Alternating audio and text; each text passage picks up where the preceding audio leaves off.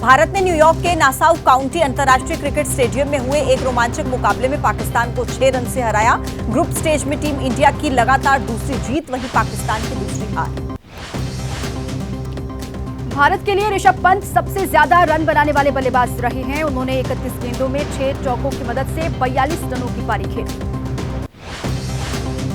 भारतीय पेसर जसप्रीत बुमराह का पाकिस्तान के खिलाफ उम्दा प्रदर्शन रहा। 14 रन देकर पाकिस्तान के 3 विकेट चटकाए। हार्दिक पांड्या ने 24 रन देकर 2 विकेट झटके। प्लेयर ऑफ द मैच बने जसप्रीत।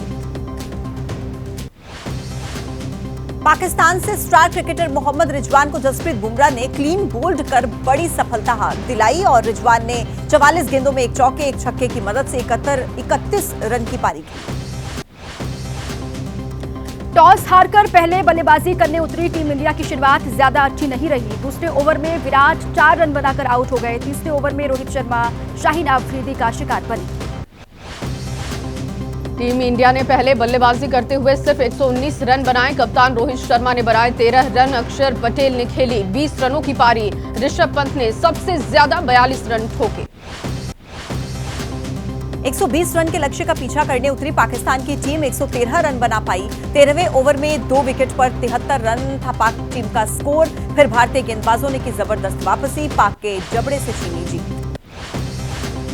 मैच में पाकिस्तान की मजबूत पकड़ के बाद अंतिम 6 ओवरों में भारतीय गेंदबाजों ने जबरदस्त वापसी की। लगातार विकेट गिरने के बाद पाक टीम पर बढ़ा दबाव। आखिर ओवर में 18 रन नहीं बना पाई पाकिस्तान की टीम। T20 विश्व कप के सबसे रोमांचक मुकाबले में टीम इंडिया की ऐतिहासिक जीत से भारतीय फैंस में खुशी की लहर। महाराष्ट्र के पुणे में जश्न की तस्वीरें आई सामने। जमकर मनाई गई जीत की खुशी। यूएसए और उसके बाद भारत से हार के बाद पाकिस्तान की टीम वर्ल्ड कप से लगभग बाहर हो गई है और टीम इंडिया लगातार दूसरी जीत के साथ ही शान से सुपर 8 में तिरंगा लहराने के लिए तैयार है। भारत पाक मैच में बारिश के चलते पहले ओवर के बाद रोका गया था खेल। बारिश रुकने के बाद करीब 1 घंटे देरी से मैच वापस शुरू हुआ। उस वक्त टीम इंडिया का स्कोर 1 ओवर में बिना किसी नुकसान के 8 रन था। जम्मू कश्मीर के रियासी में बस पर हुए आतंकी हमले से कुछ ही देर पहले सीसीटीवी फुटेज आया है सामने। एबीपी न्यूज के पास हमले से 10 मिनट पहले का सीसीटीवी। यात्रियों को लेकर सफर पर आगे बढ़ती दिख रही है बस। रियासी में बस पर हुए आतंकी हमले को लेकर पुलिस का बयान। हमला करने से पहले सभी आतंकी इस इलाके में घात लगाकर बैठे थे। मौका मिलते ही आतंकियों ने बस पर की फायरिंग। जम्मू कश्मीर के रियासी में श्रद्धालुओं से भरी बस पर आतंकियों ने किया हमला। हमले में 10 श्रद्धालुओं की मौत हुई। रविवार शाम शिवखोरी से कटरा जा रही बस पर आतंकियों ने गोलीबारी की। आतंकियों ने बस के चालक को निशाना बनाया था। गोली लगते ही चालक ने बस पर संतुलन खो दिया, जिसके बाद बस गहरी खाई में जा गिरी। मदद पहुंचने तक 10 श्रद्धालुओं ने दम तोड़ा। 33 यात्री घायल। रियासी में बस पर हुए आतंकी हमले में घायल श्रद्धालुओं को कराया गया अस्पताल में भर्ती। बस में सवार 30 से ज्यादा श्रद्धालु घायल हुए। कई श्रद्धालुओं को आई गंभीर चोट। रियासी में बस पर हुए आतंकी हमले को लेकर सुरक्षा बल चौकन्ने हो गए हैं। आतंकियों की तलाश के लिए इलाके में सर्च ऑपरेशन जारी। सुरक्षा बलों ने इलाके में बढ़ाई सुरक्षा। जम्मू कश्मीर में बस पर हुए आतंकी हमले पर राजनाथ सिंह का सोशल मीडिया पर पोस्ट लिखा। आतंकी हमले में अपने प्रियजनों को खोने वाले परिवारों के प्रति संवेदना। घायलों को जल्द स्वस्थ होने की कामना की। बस पर आतंकी हमले को लेकर अमित शाह का एक्स पर पोस्ट लिखा। उपराज्यपाल और डीजीपी जम्मू कश्मीर से बात के जानकारी ली है। कायराना हमले के दोषियों को बख्शा नहीं जाएगा। जम्मू कश्मीर के एलजी मनोज सिन्हा का एक्स पर पोस्ट लिखा। सुरक्षा बलों ने आतंकवादियों की तलाश के लिए सर्च ऑपरेशन शुरू किया। बस पर हुए कायरतापूर्ण आतंकी हमले की निंदा की। जम्मू कश्मीर में बस पर हुए आतंकी हमले पर योगी आदित्यनाथ का भी एक्स पर पोस्ट। बस पर हुआ कायराना हमला बेहद दुखद। घायलों के जल्द स्वस्थ होने के लिए प्रार्थना की। आतंकी हमले को लेकर राहुल गांधी ने सोशल मीडिया अकाउंट एक्स पर पोस्ट किया। लिखा कि तीर्थयात्रियों को ले जा रही बस पर हुआ कायरतापूर्ण आतंकी हमला दुखद शर्मनाक घटना। जम्मू कश्मीर के लिए चिंताजनक। बस पर हुए आतंकी हमले की उमर अब्दुल्ला ने निंदा की। एक्स पर लिखा, जिन इलाकों से आतंकवादियों का खात्मा हो गया था वहां फिर से हो रही उनकी वापसी। घायलों के शीघ्र स्वस्थ होने की कामना की। लगातार तीसरी बार नरेंद्र मोदी ने ली भारत के प्रधानमंत्री पद की शपथ। राष्ट्रपति द्रौपदी मुर्मू ने राष्ट्रपति भवन में दिलाई पद और गोपनीयता की शपथ। लगातार तीसरी बार पीएम पद पर आसीन होने वाले दूसरे प्रधानमंत्री बने मोदी। इससे पहले सिर्फ पंडित जवाहरलाल नेहरू 3 बार संभाल चुके हैं भागदौड़। प्रधानमंत्री नरेंद्र मोदी के साथ 71 मंत्रियों ने ली पद और गोपनीयता की शपथ। 30 कैबिनेट मंत्री, 5 राज्य मंत्री स्वतंत्र प्रभार और 36 राज्य मंत्री बने। राजनाथ सिंह, अमित शाह, नितिन गडकरी, निर्मला सीतारमण, एस जयशंकर और नड्डा भी बने कैबिनेट मंत्री। जेपी नड्डा को 5 साल के बाद मंत्रिमंडल में मिली है जगह। पूर्व मुख्यमंत्री शिवराज सिंह चौहान, पूर्व मुख्यमंत्री मनोहर लाल खट्टर, पीयूष गोयल, ज्योतिरादित्य सिंधिया, धर्मेंद्र प्रधान और भूपेंद्र यादव ने कैबिनेट मंत्री के रूप में शपथ ली। असम के पूर्व सीएम सर्बानंद सोनोवाल, अश्विनी वैष्णव, वीरेंद्र कुमार, प्रहलाद जोशी, गिरिराज सिंह और जुएल ओराव को भी बनाया गया है मंत्री। बिहार से पीएम मोदी के मंत्रिमंडल में गिरिराज सिंह, नीतीश कुमार के करीबी ललन सिंह, चिराग पासवान और जीतन राम मांझी को मिली मोदी मंत्रिमंडल में जगह। एनडीए सरकार में राष्ट्रीय लोकदल के अध्यक्ष जयंत चौधरी मंत्री बने। अजित सिंह के बेटे और चौधरी चरण सिंह के पोते हैं जयंत। शपथ ग्रहण के बाद राष्ट्रपति भवन में डिनर का आयोजन किया गया। पड़ोसी देशों और हिंद महासागर क्षेत्र के 7 देशों के नेता, मंत्रिपरिषद के सदस्य और कई हस्तियां शामिल।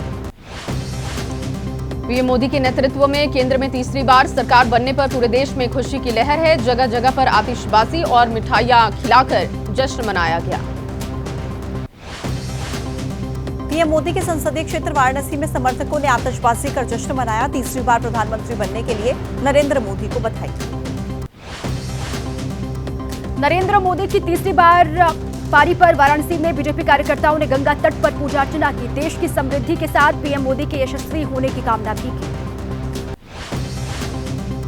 मोदी कैबिनेट में पहली बार मंत्री बनने पर पूर्व सीएम शिवराज सिंह चौहान के समर्थकों में खुशी की लहर। भोपाल में मामा के घर पर लोगों ने ढोल नगाड़ों के साथ जश्न मनाया। छत्तीसगढ़ के रायपुर में सड़कों पर आए बीजेपी समर्थक। पीएम मोदी की अगुवाई में तीसरी बार केंद्र में सरकार बनने पर जश्न मनाया। मुंबई में बीजेपी दफ्तर पर दिखा गजब का उत्साह। नरेंद्र मोदी की तीसरी बार प्रधानमंत्री की शपथ लेने के बाद जश्न में डूबे कार्यकर्ता ढोल नगाड़ों के साथ डांस किया। पटना में जेडीयू दफ्तर में होली और दिवाली एक साथ मनाई गई। एनडीए की सरकार बनने पर मनाया गया जश्न। रंग गुलाल उड़ाने के साथ जमकर आतिशबाजी हुई। पटना में बीजेपी ऑफिस में कार्यकर्ताओं ने शंखनाद किया। कहा कि भारत को फिर से विश्व गुरु बनाएंगे प्रधानमंत्री नरेंद्र मोदी। बिहार के सीएम नीतीश कुमार ने तीसरी बार प्रधानमंत्री बनने पर पीएम मोदी को दी बधाई। लिखा, पीएम की अगुवाई में देश विकास की नई ऊंचाइयों पर पहुंचेगा और बिहार के विकास में पूरा सहयोग मिलेगा। मंत्रिमंडल में फिर से मौका देने के लिए गिरिराज सिंह ने प्रधानमंत्री मोदी का जताया आभार। बोले, पीएम मोदी के विकसित राष्ट्र के मिशन पर रहेगा फोकस। शपथ ग्रहण के बाद टीडीपी प्रमुख चंद्रबाबू नायडू ने लिखा कि ये समारोह हमारे राष्ट्र के लिए विकास, प्रगति और समृद्धि के लिए एक नए युग की शुरुआत का प्रतीक हो। तमिलनाडु के मुख्यमंत्री एमके स्टालिन ने पीएम मोदी को दी बधाई। लिखा, उम्मीद है आप राज्यों के अधिकारों का सम्मान करने और लोकतंत्र की रक्षा करने के लिए सच्ची भावना से काम करेंगे। केंद्रीय मंत्री ज्योतिरादित्य सिंधिया बोले, मुझे सेवा का मौका देने के लिए प्रधानमंत्री को धन्यवाद देता हूं, उसके लिए कृतज्ञ हूं। कांग्रेस संसदीय दल का अध्यक्ष चुने जाने के बाद सोनिया गांधी ने पीएम मोदी पर निशाना साधा। कहा कि नैतिक रूप से हार के बाद भी मोदी ने शपथ ली। मोदी कैबिनेट में अजित गुट से नहीं बना एक भी मंत्री। अजित पवार ने कहा, इंतजार के लिए तैयार, लेकिन कैबिनेट से कम मंजूर नहीं। एनसीपी के दोनों गुट आज मना रहे हैं पार्टी का स्थापना दिवस। महाराष्ट्र के डिप्टी सीएम अजीत पवार की पार्टी के 2 सांसद हैं। अजीत पवार ने कहा कि 2 से 3 महीने में उनकी पार्टी के 4 सांसद हो जाएंगे। मोदी कैबिनेट में शामिल होने के लिए इंतजार करेंगे। महाराष्ट्र के डिप्टी सीएम अजीत पवार की पार्टी के 2 सांसद हैं। अजीत पवार ने कहा कि 2 से 3 महीने में उनकी पार्टी के 4 सांसद हो जाएंगे। मोदी कैबिनेट में शामिल होने के लिए इंतजार करेंगे। महाराष्ट्र के उप मुख्यमंत्री अजित पवार ने कहा कि हमारा पूरा समर्थन एनडीए के साथ है। भले ही अभी सांसदों की संख्या के आधार पर हमें कैबिनेट में शामिल नहीं किया गया, लेकिन हम एनडीए के साथ हैं। प्रफुल्ल पटेल ने कहा, हमारे गठबंधन में कोई मतभेद नहीं है, बस मैं डिमोशन नहीं चाहता। मैं पहले कैबिनेट मंत्री रह चुका हूं और इसलिए स्वतंत्र प्रभार वाला राज्य मंत्री का पद स्वीकार नहीं है। एनसीपी अजित गुट ने मोदी कैबिनेट में नहीं शामिल होने पर शरद पवार गुट की नेता सुप्रिया सुले ने कहा, ये उनका अंदरूनी मामला है। हमारे गठबंधन में उन्हें हमेशा मान सम्मान मिला। महाराष्ट्र विधानसभा में ओपोजिशन के लीडर विजय वडेट्टीवार का अजित गुट पर निशाना। अजित गुट को कैबिनेट की जगह राज्य मंत्रालय के ऑफर को लेकर कहा, यह उनकी पार्टी के लिए बड़ा झटका। एनसीपी के 25वें स्थापना दिवस पर अजित गुट की तैयारी। मुंबई के षणमुखानंद हॉल में दोपहर 2 बजे कार्यक्रम होगा। अजित पवार, प्रफुल्ल पटेल, सुनील तटकरे समेत पार्टी के कई नेता शामिल होंगे। एनसीपी की स्थापना के 25 साल पूरे होने के मौके पर एनसीपी शरद चंद्र पवार गुट की ओर से अहिल्या नगर में कार्यक्रम का आयोजन। पार्टी अध्यक्ष शरद पवार, सुप्रिया सुले होंगे शामिल। मुंबई के वाई.बी. चव्हाण सेंटर में एनसीपी शरद गुट की तरफ से ईडब्ल्यूसी की बैठक आयोजित। शरद पवार गुट ने कहा कि महाराष्ट्र में लोकसभा चुनाव के नतीजों ने इसे असली एनसीपी के रूप में स्थापित किया। एसकेएम प्रमुख पीएस तमांग आज लेंगे सिक्किम के मुख्यमंत्री पद की शपथ। शाम 4 बजे पालजोर स्टेडियम में शपथ ग्रहण कार्यक्रम होगा। दूसरी बार मिली प्रदेश की कमान। 32 में से 31 सीटों पर जीत मिली है।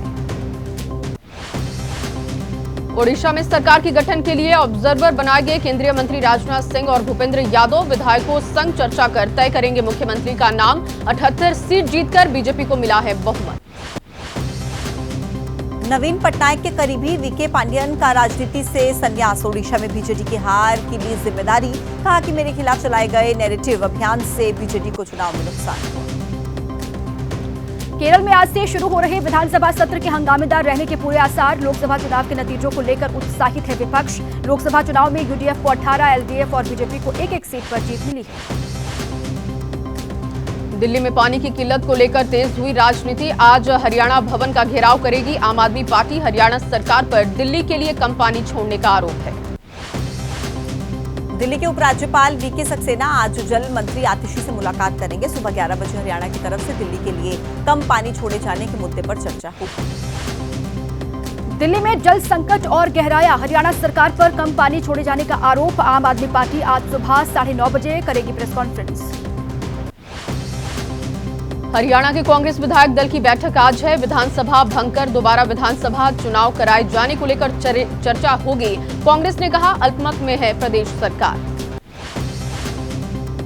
आज खत्म हो रही है प्रज्वल रेवन्ना की एसआईटी हिरासत। प्रज्वल को आज बेंगलुरु की एमपीएमएलए कोर्ट में किया जाएगा पेश। 31 मई को हुई थी रेवन्ना की गिरफ्तारी।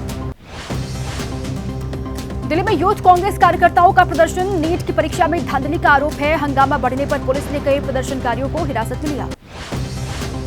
नीट की परीक्षा को लेकर हो रहे बवाल पर राज्यसभा सांसद संजय सिंह का बयान। 11 जून को यूपी में बड़े प्रदर्शन की तैयारी है। संजय सिंह ने कहा परीक्षा को रद्द कराकर दोबारा परीक्षा कराया जाए।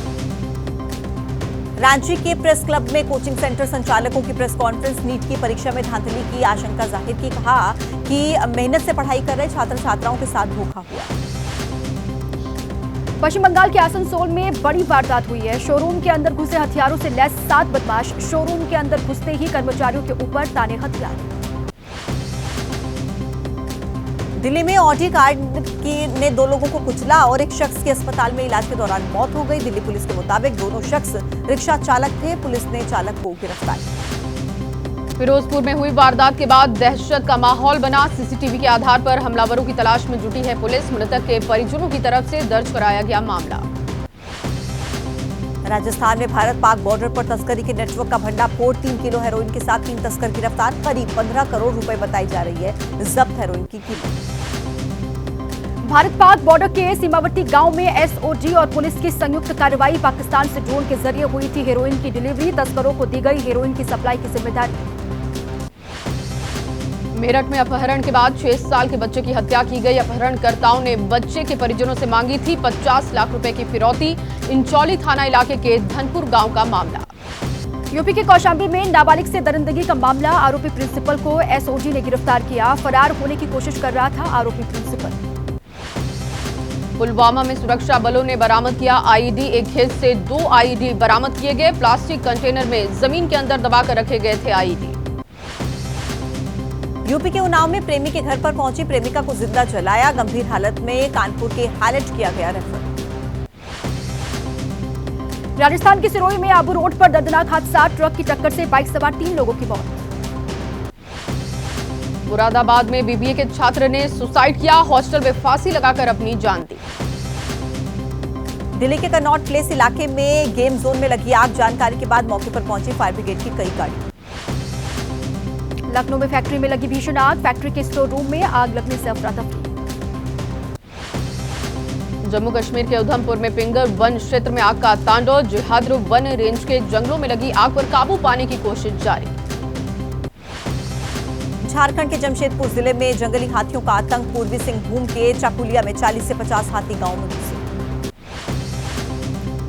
मुंबई में मूसलाधार बारिश की वजह से शहर में जलभराव की समस्या बढ़ी। मुंबई में आज भी बदल सकता है मौसम का मिजाज, मौसम विभाग की तरफ से अलर्ट जारी किया गया। देश के कई राज्यों के लिए मौसम विभाग ने जारी किया अलर्ट, दक्षिण कोंकण, गोवा, दक्षिण मध्य महाराष्ट्र और तटीय कर्नाटक के लिए भारी बारिश का अलर्ट जारी।